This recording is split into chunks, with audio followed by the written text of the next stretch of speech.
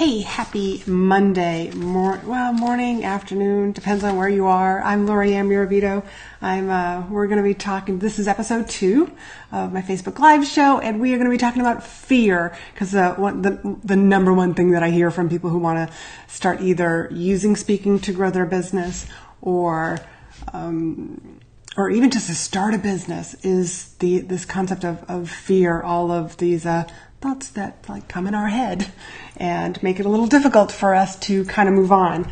So I just want to share this in a couple of groups, one my private group and a couple of other pages that I know have a lot of my audience members. So if you're piping in, please feel free just to tell me where you are watching from. And this is, I don't know where you are in the world, but I'm here in New Hampshire. It's a little bit cloudy today. Not too bad. Discard. Bear with me a moment. There we go. I'm just going to click the right buttons here today.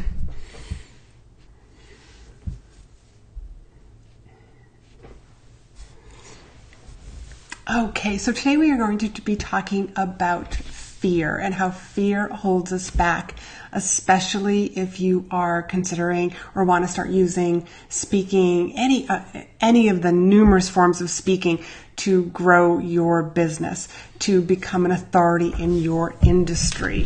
So let me just kind of give you a little bit of a background on me, but today we're going to be talking about some of the reasons for fear. I'm going to have some tips on how to get over that fear, and also the question of the day.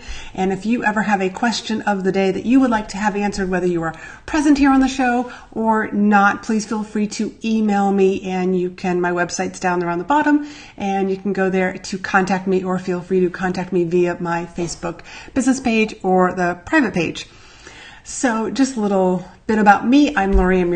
I am a business coach and speaking strategist. I use my years as a professional speaker and to help my clients grow their business through speaking, and also just the back end of their business, how to take it from one level to the next level. Because I do believe that we all have what I call a self-imposed glass ceiling. And when you use speaking to become the authority in your industry, or to become the expert in the front of the room or on the podcast, etc., you can take your business to the next level, add another 0 at the end. So fear will paralyze you. And it's amazing how we allow fear to paralyze us. And I'm always, here's something, to consider. Why do we think about what other people are thinking? Most of the time that fear is because we are worried about what others are going to think. We're worried about what they're going to think about asking for money. When you want to, be compensated for a program, for your coaching, for your speaking. What are other people going to think?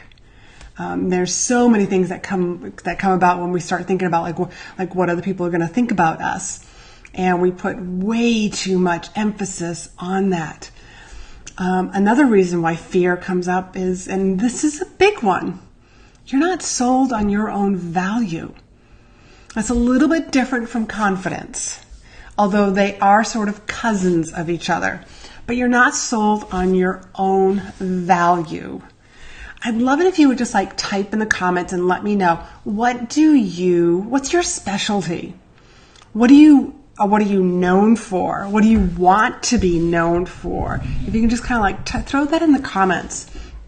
And if you have a question that pops up while I'm speaking, feel free just to punch in a few question marks so I can easily find it. Whether you're watching it live or on the replay, I will be sure to answer everybody's question, whether it's live right now or later on. I will answer it in the comments. So the second one is that you're not sold on your own value, and that's a lot. And I see that in my private clients, because a lot of times I'm going to use the example of health coaches, and that's a very busy, noisy industry. So that can sometimes really interfere with us stepping boldly forward, because we're worried about well, there's so many other coaches out there. It's how do I stand out? What's so different about my programs? Maybe it's the company that you're representing. It's oh my God, there are so many representatives of this company. And so how do you step forward? What is your value? We all bring something very unique and very different. And even if you are doing some sort of business coaching, health coaching, you're a brand strategist, you're a web designer, you've got a different approach to this. And it's your unique approach that makes you so darn different and so valuable. So you need to capitalize on, this is my unique process. This is how I help people. This is how I help my clients. But you have to be sold that your process, it works. And I will agree that every once in a while we all have those days where we just it feels like it's a struggle, like you're running in mud. So how do you pick yourself up and to reinforce your value? One of the things that I suggest to my clients is to read testimonials. Read the testimonials and the feedback that your clients have given you, in the past, or, the clients that you're currently working with. But you've got to be sold on your value. You've got to know that what you offer, people want, people need, and yes, they're willing to pay you for it. Another reason that fear comes up is you are thinking way too much about you and not enough about them, the other person, whether that's the audience or it's the listener, the person that you are having a discussion with one-on-one, but you're thinking way too much about yourself and not enough about the other people. And that's always a hard one for people to really understand. But when you're focused on you, you can't be fully present for the other person. There's one thing that I talk about, it's called the 1 minute rule. And this was something that I talked about a lot when I was speaking about leadership. As a matter of fact, I used it in a keynote that I gave just last Friday. And it's called the 1 minute rule. And the 1 minute rule is when you come into contact with somebody, whether it's a client, a sales prospect, family, friend, spouse, etc., anybody, for the first minute, you make it all about them. And I assure you, when you make it all about them, they will remember it was you. And this, I guarantee you, this 60-second exercise will change any and all relationships, whether it's personal or business. So won't stop thinking about you and start thinking about the other person. How can I be of service to the other person? So let me just take a little break here and just, I'm curious to what's your service? How do you serve your customers, your clients? And how do you serve, potential prospects? Type that in the comment. I'm really curious to what industries, you're in. I see that Alex is here. Alex, thank you for joining. And I see Jen is here. And Jen, I know, is on the West Coast. I'm not sure where Alex is these days. But welcome, and welcome everybody who ends up watching on the replay. So just to kind of recap, feel free to share this. If you have any questions, just write some question marks. And so again, we're talking about fear and how fear really holds us back. So, we're worried about what other people think. We're not sold on our own value. We are thinking too much of ourselves and not about the other person, the listener, the audience. And another one why fear starts to be so paralyzing is that we make up stories in our head. And a really good friend of mine, and she tells me that this is from Al-Anon, and that is to keep your thoughts where your body is. And I think that's gold when you start to think about it. Because think about some of the stories, the things that we envision, what might go wrong, what's, what the negative things that we start to envision, but keep your thoughts where your body is. So that means you can't think about the past, and you can't think about the future. You can't think about what might go wrong. You can't think about what other people are thinking. You can only think about yourself and right here, right now, where you are. Another one is, basing your future on past performance. And this is where we start to say to ourselves, you tried this once before. You tried starting your own business before and it just didn't work out. You tried, this particular type of coaching or coaching this particular type of people, etc. And it just didn't work out. Remember that time when somebody asked you a question and you stumbled with the answer. You knew the answer, but you kind of stumbled. And we build up these stories about why we shouldn't do something. And so I'm here to tell you, that we've all got those stories, but not to let them paralyze us. Stop letting them paralyze you. I want you to think about, because we've all got so many moments where we've done really, really, really well. And those are the stories you need to remember. So just to kind of recap here on, and feel free to type in any questions that you have. One is when fear starts to creep in, I want you to start to ask yourself the different questions. What am I worried about? Am I worried about what other people might think? Are you sold on what your own value is? Are you thinking about you, or are you thinking about them, the audience, your customer, your client, your prospect? Are you making up stories in your head? Are you visualizing the wrong stories?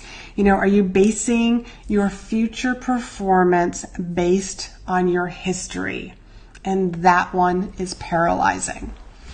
So again, feel free to type in any questions that you have. So I'm going to share with you, these are some of the tips that I use with clients to help them.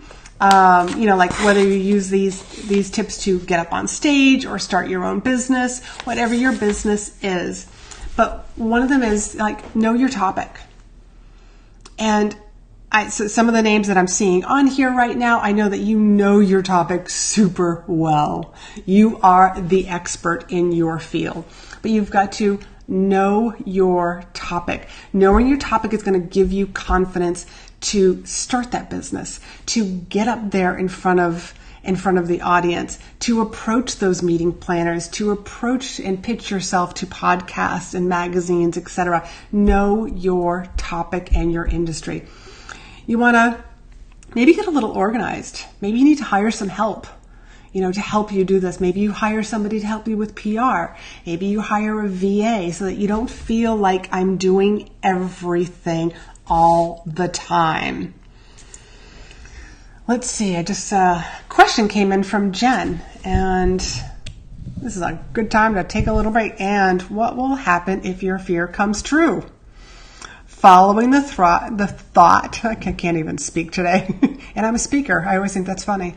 Follow the thought through usually leads me to, I guess it will be okay.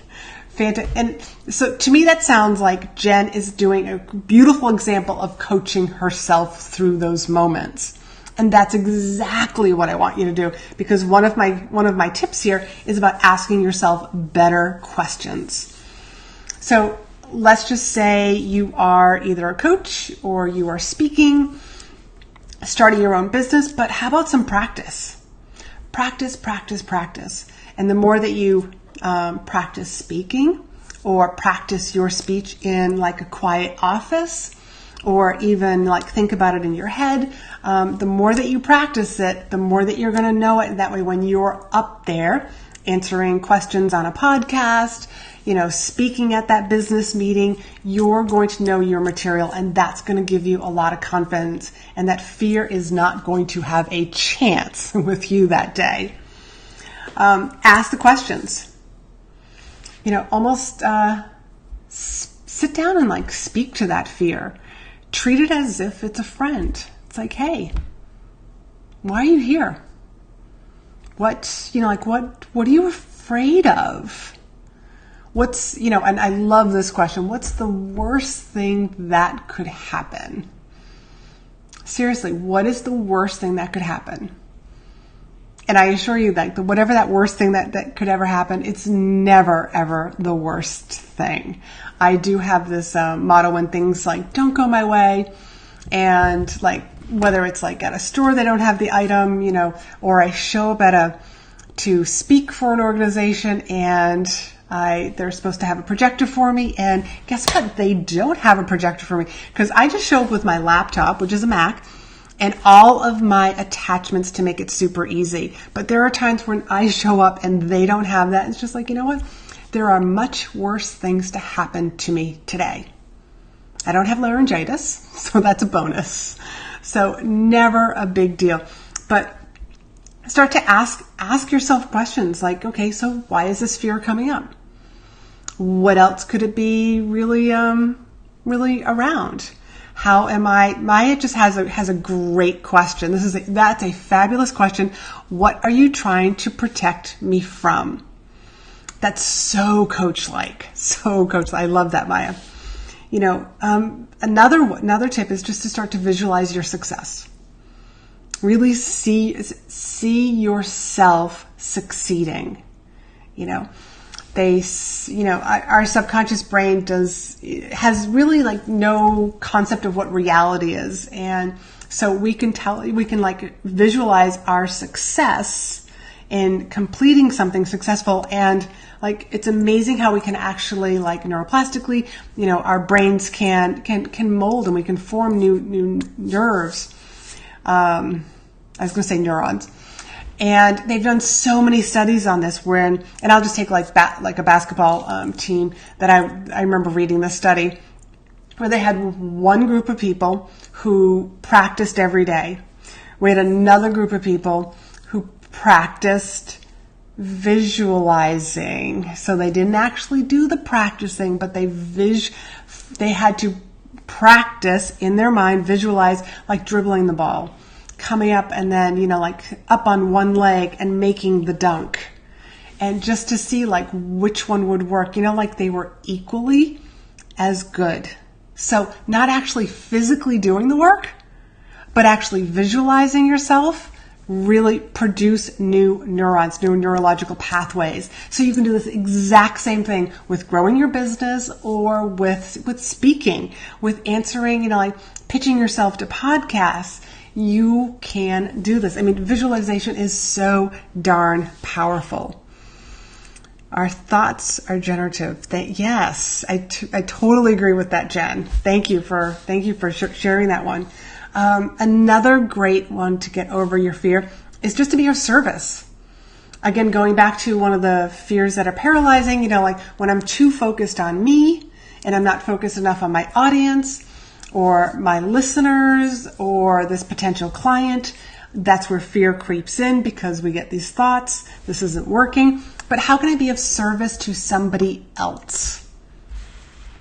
Another one that I hear a lot, and if anybody actually, like give me some hearts or something, some sort of some hearts or thumbs up.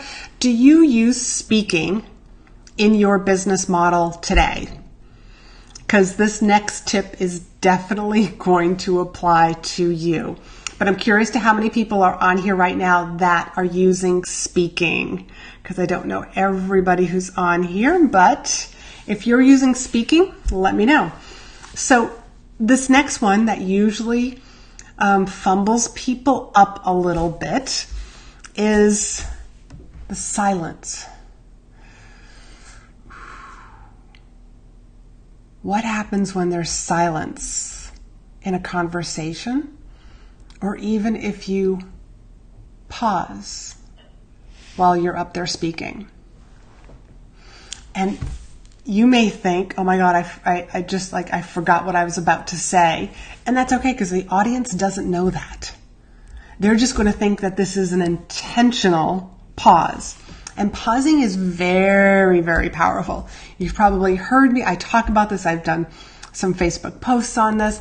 But pausing is where the brain is allowed to answer a question. think about how does this work?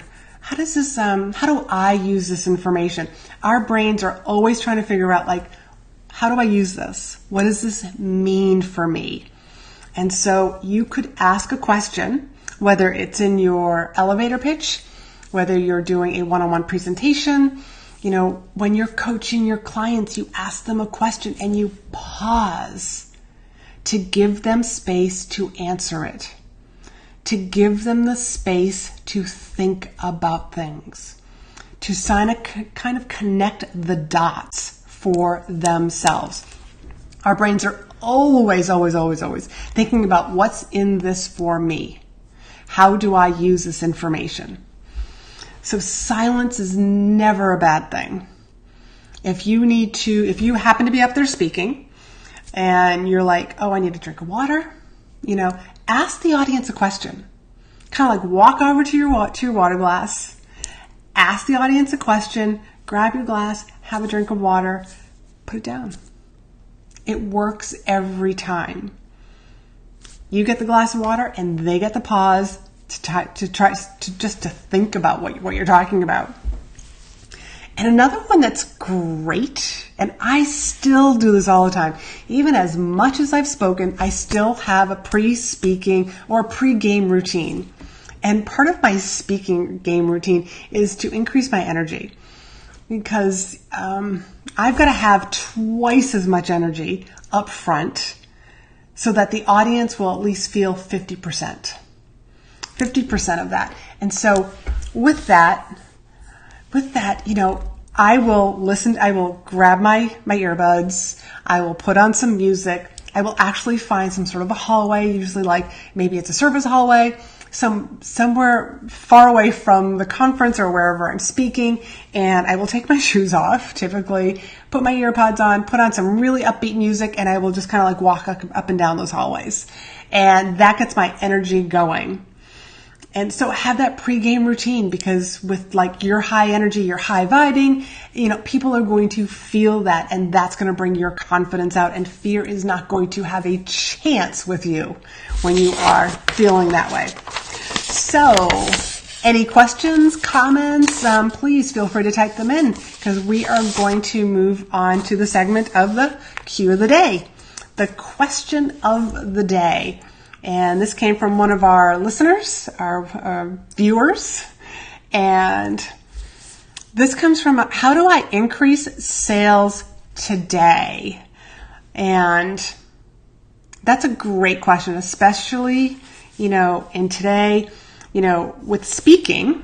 Let's just talk about speaking. With speaking, you want to add more value. Sometimes you are negotiating either your fee or whether or not you are going to, what you can get in exchange for a fee from the meeting planners, from the organizations, whoever's in charge of the association that you're trying to speak for. How can you add more value? Because if you're you don't want to be, here's it. I only do this speech for this fee or no fee, and that's it. But what can you kind of sweeten the pot with? Friday I was speaking for an association for a conference that was here in New Hampshire, and I'm going to be there anyways. So part of the way that I added more value was to offer to do one of their breakout sessions. It's one less speaker that they have to look for. I'm already going to be there anyways.